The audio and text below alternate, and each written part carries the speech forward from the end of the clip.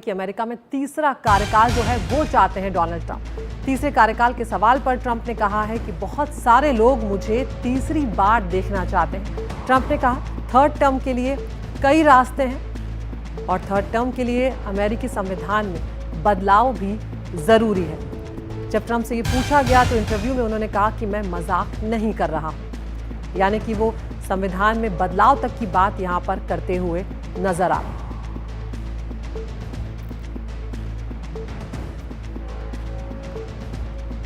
तो आखिर तीसरे टर्म के सवाल पर ट्रंप क्या बोले हैं ये आपको बता रहे हैं। यहाँ पर बहुत सारे लोग चाहते हैं कि मैं तीसरी बार राष्ट्रपति बनूं। यहाँ पर ट्रंप ने यह भी कहा है कि ऐसे तरीके हैं जिनसे तीसरा कार्यकाल संभव है, यानी कि वो खुद भी काफी इच्छुक यहाँ पर नजर आ रहे हैं। इंटरव्यू में जोर देकर उन्होंने कहा है कि मैं मजाक नहीं कर रहा हूँ और अभी इसमें काफी वक्त है।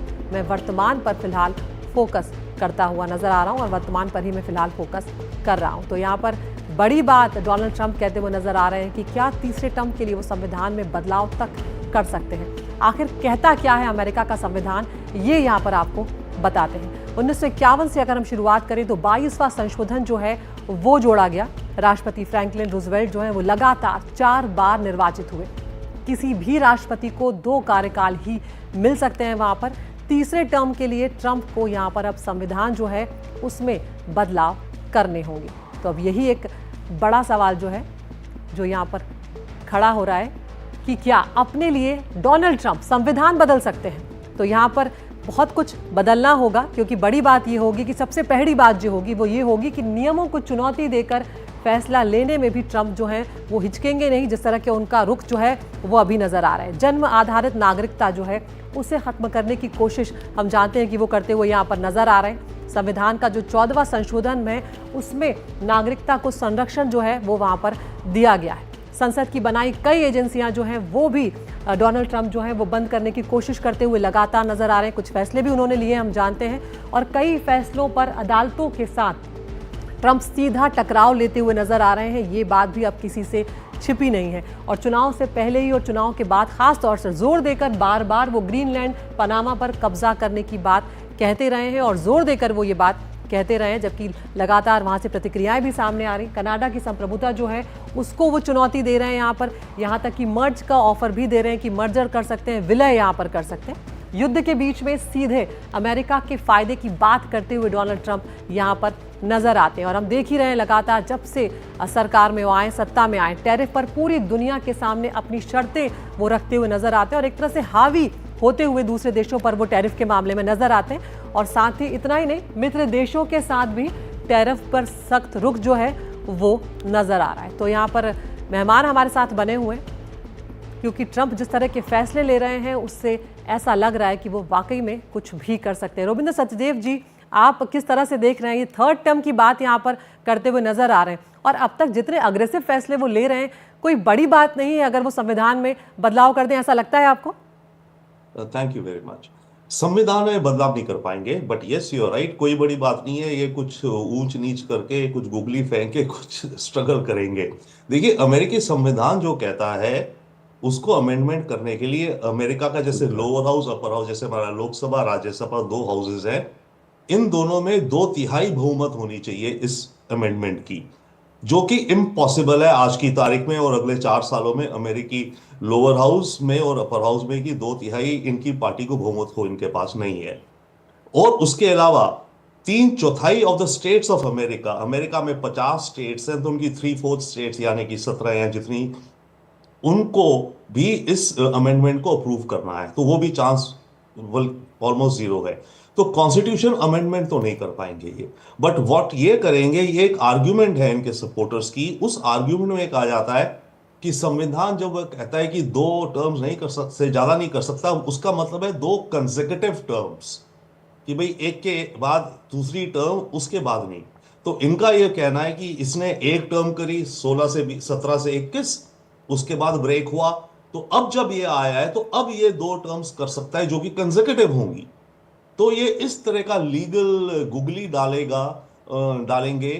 डाल सकते हैं और कुछ और भी लीगल दांव पेच खींच सकते हैं। उसके अलावा देखिए, अभी बहुत दूर है वो समय, और उस समय वॉर्स भी होने के चांसेस हैं, या ये खुद भी इंस्टिगेट कर सकते हैं। अभी हम ईरान की बात कर रहे हैं, ईरान का मामला चलता रहेगा, हो सकता है ईरान पे वॉर हो सकती है बिल्कुल, क्योंकि इसराइल और और इजरायली लॉबी का ज्यादा अमेरिका में पूरा प्रयास है कि ईरान को वेपन नहीं बनने दिया जाए।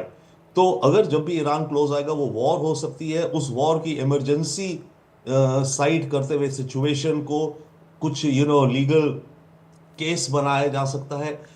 चाइना से 2027 में अमेरिकन इंटेलिजेंस का एस्टिमेट है जनरली है कि ताइवान को लेकर चाइना कुछ एक्शन करेगा। ये बहुत ही अनसर्टन माहौल होंगे जिनका दूसरे देश भी, चाइना भी फायदा उठाएगा इस समय करो जो अमेरिका में पॉलिटिकल अनसर्टनिटी है, और ये फायदा उठाएंगे कि दुनिया में अनसर्टनिटी, तो मैं कहूं कि मेरे को थर्ड टर्म मेरी कंटिन्यूस रहनी चाहिए। तो इस तरह की चीजें होंगी, बट ये कॉन्स्टिट्यूशन अमेंडमेंट नहीं कर पाएगा। जी श्रीवास्तव साहब, आपकी राय भी मैं इस मामले पर जानना चाहूंगी कि किस तरह से सत्ता में वापसी करने के लिए, सत्ता में बने रहने के लिए वो संविधान तक को बदलने की यहाँ पर बात कर रहे हैं। किस तरह से देखते हैं आप इसे, क्योंकि हलचल तो पैदा हो जाएगी इस तरह के बयान जब वो देते हैं विरोधियों में भी। हाँ बिल्कुल, देखो सच्चाई ये है कि मैं रविंद्र सचदेवा साहब की बात से बिल्कुल सहमत हूँ कि एक प्रकार लीगल तरीके से जाने में बहुत मुश्किलात हैं। 2/3 मेजोरिटी चाहिए इनको कांग्रेस में, अगर अमेंडमेंट करना 3/4 स्टेट से इनको अप्रूवल चाहिए, वो होना तो बड़ा मुश्किल है।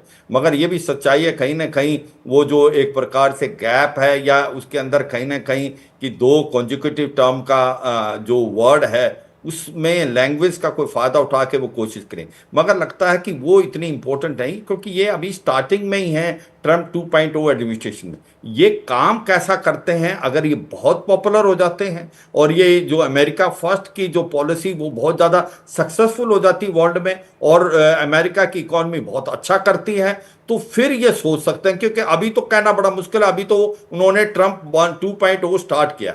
मगर जहां से आपको लग रहा है टैरिफ वाला, कहीं ना कहीं ये जीत अभी ऐसा लगता है स्टार्टिंग में ये काफी प्रेशर डाल रहे हैं दूसरे देशों पे, और सक्सेसफुल भी हो रहे हैं। हर एक देश चाहता है कि कुछ ना कुछ बातचीत करके कोई ना कोई समझौता किया जाए। ये बात तो माननी पड़ेगी आपको कि अमेरिका के टैरिफ और दूसरे देशों के टैरिफ में बहुत फर्क है, और इसलिए वो प्रेशर डाल रहे हैं। और ज्यादातर देश, चाहे वो मैक्सिको हो, चाहे कनाडा हो, चाहे चाइना हो, कुछ ना कुछ बैक चैनल डिप्लोमेसी चली है।